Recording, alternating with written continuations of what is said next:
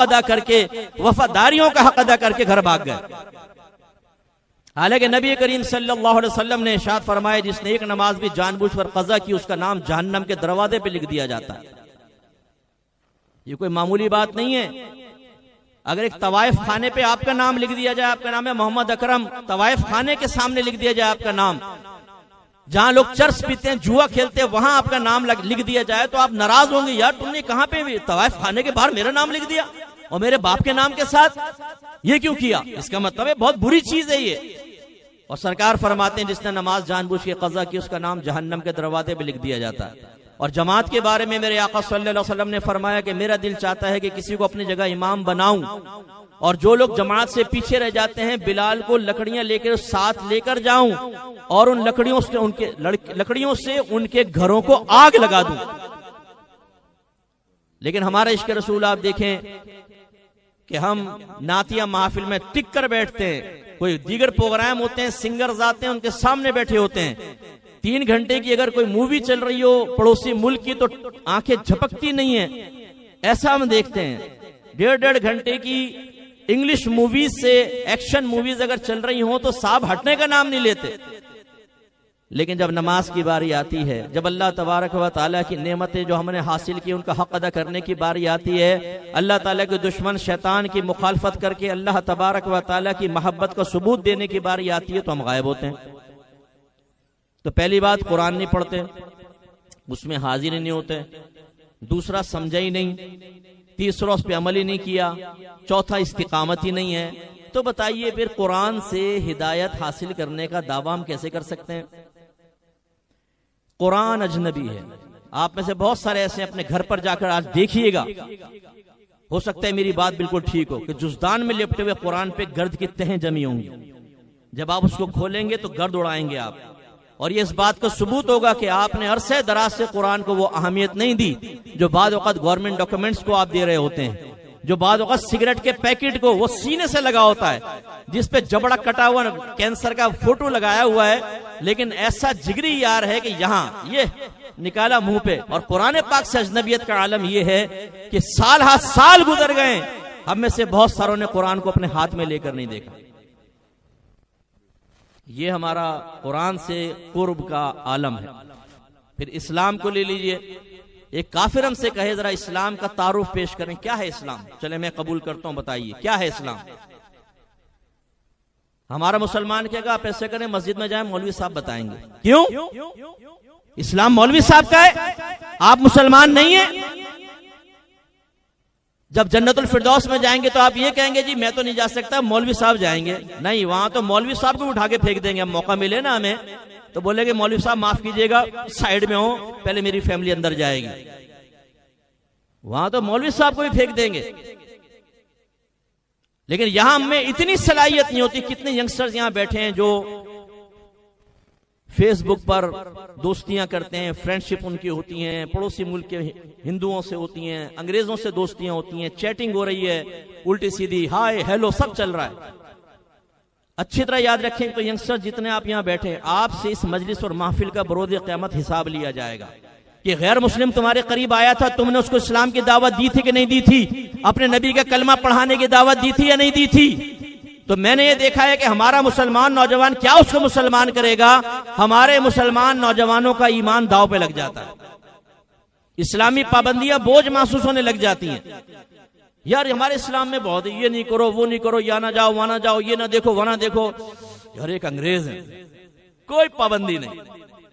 اب اگرچہ مسلمان کافر ہونے کے بارے میں شاید نہیں سوچ رہا، لیکن کوئی بعید نہیں کہ کچھ عرصے بعد شیطان اسلام کی وہ نفرت، وہ کراہت اور وہ اہمیت کی کمی دل میں پیدا کر دے کہ ہم دائرہ اسلام سے خارج ہو جائیں۔ اسلام کے بارے میں ہمیں پتہ ہی نہیں، حالانکہ آپ کا رب فرماتا ہے یا ایھا الذین آمنوا ادخلوا فی السلم کافہ، اے ایمان والو اسلام میں پورے پورے داخل ہو جاؤ۔ تو اس لیے میری باتوں کا برا مت مانیے گا، تھوڑی سی تلخ ضرور محسوس ہوں گی، کیونکہ ہم اس قسم کے بیانات سننے کے عادی نہیں ہیں۔ نعرے لگواؤ، ہماری مرضی کے بیان کرو، ڈی سی صاحب کو خوش کرو، ہمیں خوش کرو، اور مفتی صاحب اپنے گھر جائیں، ہماری زندگی میں انقلاب پیدا نہ کریں۔ ہمیں ٹینشن ہوتی ہے، ہمارے دل میں تنگی پیدا ہوتی ہے، ہم خوف زدہ ہو جاتے ہیں، بعد میں ہمارے دوست ہم سے کہتے ہیں تمہارا ذکر ہوا تھا آج بیان کے اندر، ہماری اولاد ہم سے پوچھتی ہے فیملی کے ابا جان آپ ہی کیا کرتے رہے تھے، آج تو مفتی صاحب کچھ اور بتا کر گئے۔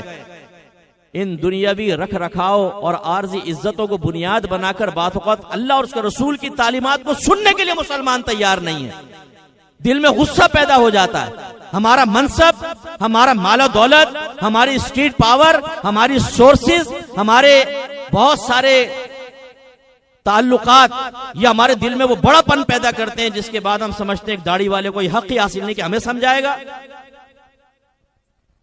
تم ہمیں سمجھاؤ گے۔ میدان معاشر میں آپ سے کوشچن کریں گے، اپنا لائیے گا اپنا منصب، لائیے گا اپنی گیدرنگ، لائیے گا اپنا سرکل، لائیے گا اپنی دولت، اور اس کے بعد دیکھیے گا میدان معاشر میں کون عزت پاتا ہے اور کون نہیں۔ اس لیے یہ تکبر دل سے نکالیں کہ یار ہم کیوں سنیں، یار یہ بڑا سخت بیان کر دیا آج۔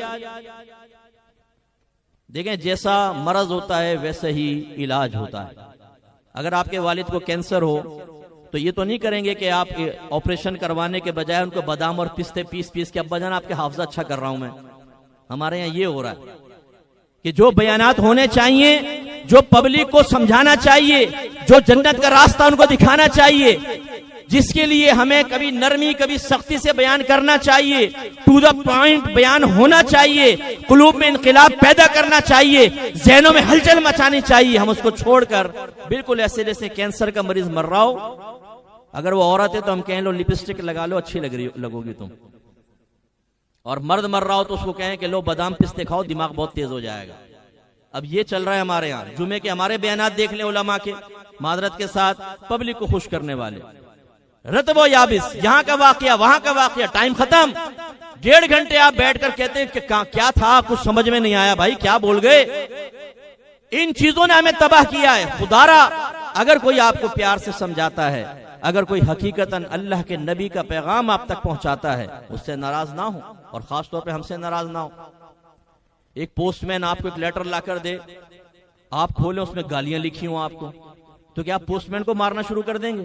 بولیے نہیں، اس کا کیا قصور بیچارے کا؟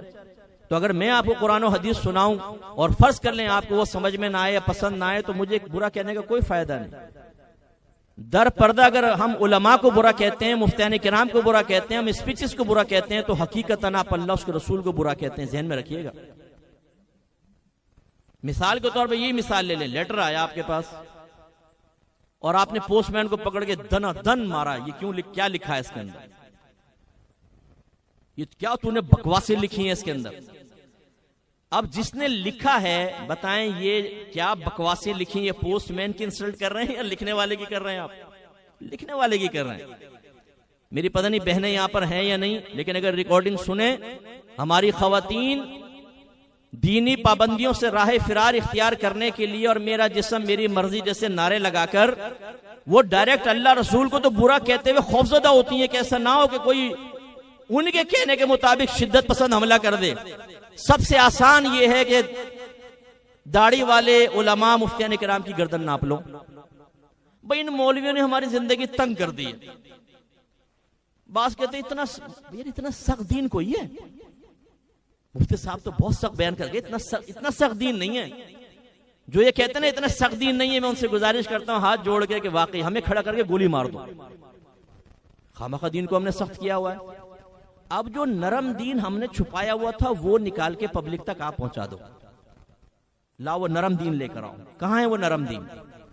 یعنی شریعت سے، اپنے نبی کی اطاعت سے، اللہ تعالیٰ کا کہنا ماننے سے راہ فرار اختیار کرنے کے لیے ہم نے ایسے بےہودہ جملے پبلک میں عام کر دیے ہیں کہ جس کے بعد ہم خود مطمئن ہو جاتے ہیں نہیں یار صحیح کہہ رہے ہیں بھائی، اتنی سختی نہیں ہوتی دین میں، اللہ بڑا رحیم و کریم ہے، اللہ ارحم الراحمین، سرکار رحمت للعالمین۔ بھائی پھر خوف کس بات کا ہے؟ زبردست، آپ کے جذبے کو سلام۔ اللہ تعالیٰ ارحم الراحمین، سرکار رحمت للعالمین، یقیناً ان دو کی محبت، ان کی رحمت آپ کی والدہ کی محبت اور رحمت سے زیادہ ہے کہ نہیں؟ اگر آپ بھوکے مر رہے ہیں اور والدہ کے پاس کھانا بتاؤ کہ کھلائے گی کہ نہیں کھلائے گی؟ اگر آپ بیمار ہیں دوائی دے گی نہیں دے گی؟ تو چلے پھر رحمت کا امتحان ہو جائے، آپ کے جذبے کا امتحان ہو جائے۔